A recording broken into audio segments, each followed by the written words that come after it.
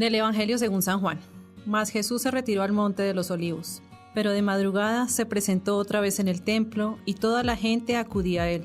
Entonces se sentó y se puso a enseñarles. Los escribas y fariseos le llevaron a una mujer sorprendida en adulterio. La pusieron en medio y le dijeron: Maestro, esta mujer ha sido sorprendida en flagrante adulterio. Moisés nos mandó en la ley apedrear a estas mujeres. ¿Tú qué dices? Esto lo decían para tentarle, para tener de qué acusarle. Pero Jesús se inclinó y se puso a escribir con el dedo en la tierra. Pero, al insistir ellos en su pregunta, se incorporó y les dijo: Aquel de vosotros que esté sin pecado, que le arroje la primera piedra. E inclinándose de nuevo, siguió escribiendo en la tierra. Ellos, al oír esas palabras, se fueron retirando uno tras otro, comenzando por los más viejos. Jesús se quedó solo con la mujer que seguía en medio. Jesús se incorporó y le preguntó: Mujer, ¿dónde están? Nadie te ha condenado. Ella respondió: Nadie, Señor. Jesús replicó: Tampoco yo te condeno. Vete y no vuelvas a pecar. Nuestro saludo y bendición para todos los que nos siguen a través de las redes sociales, para este espacio en el cual reflexionamos en torno a la palabra de Dios para cada domingo. Ahora lo hacemos en torno a la palabra divina del quinto domingo de la Cuaresma ciclo C. La clave de lectura de los textos de hoy es la experiencia de liberación de la esclavitud del pecado.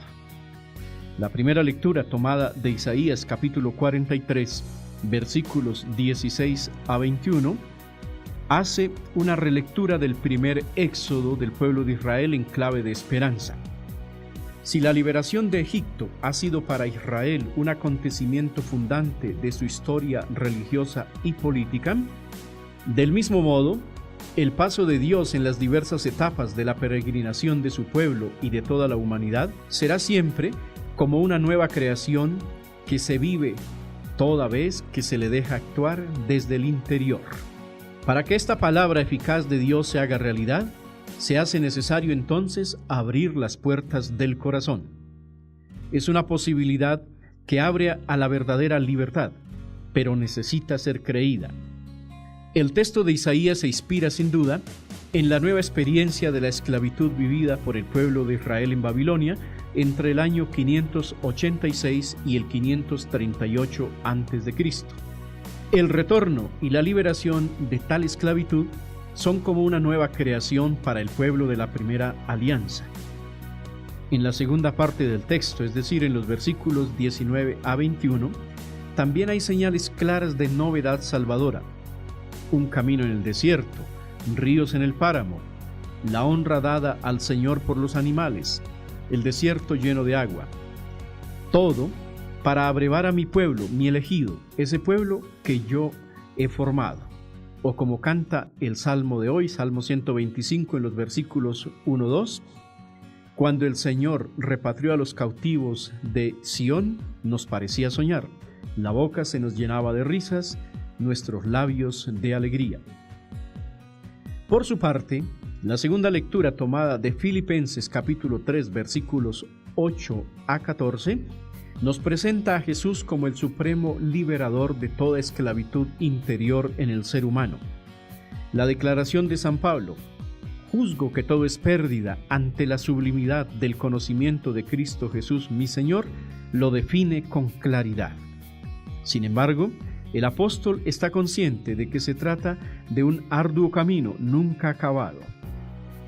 No que lo tenga ya conseguido o que sea ya perfecto, sino que continúo mi carrera para alcanzarlo, como Cristo Jesús me alcanzó a mí, dice el apóstol en el versículo 12.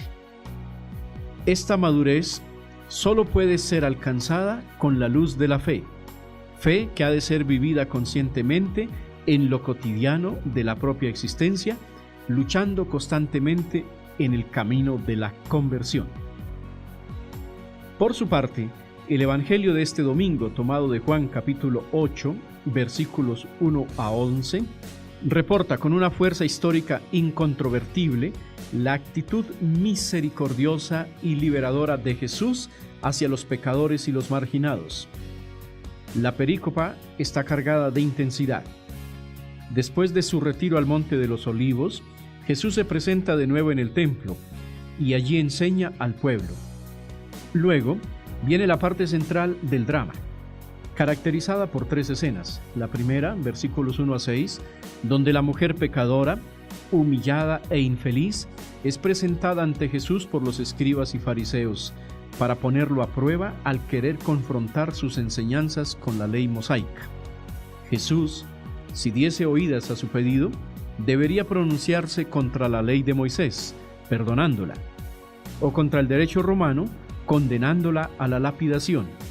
Sin embargo, esta pena estaba reservada solo al poder romano, lo cual lo envolvería en un lío jurídico muy complicado. El silencio pedagógico y el gesto de Jesús.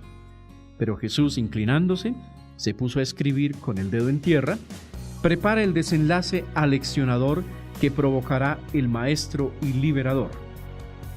La segunda escena, en los versículos 7 y 8, está caracterizada por la serenidad y el silencio de Jesús ante la insistencia de los acusadores.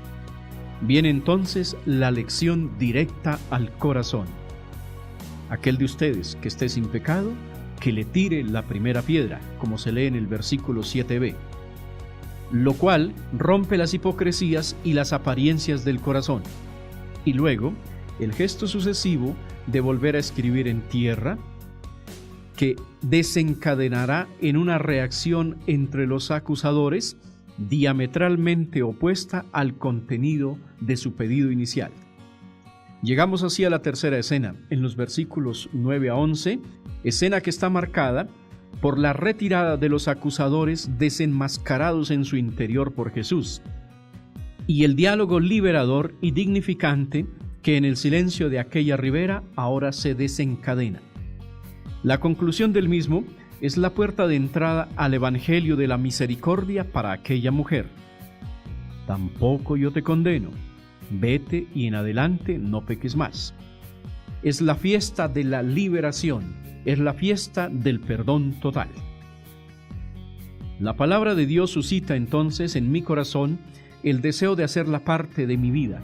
Por lo tanto, ahora me pregunto, ¿alguna vez he meditado acerca de cómo Dios puede cambiar hasta los corazones más pecadores y alejados de Él?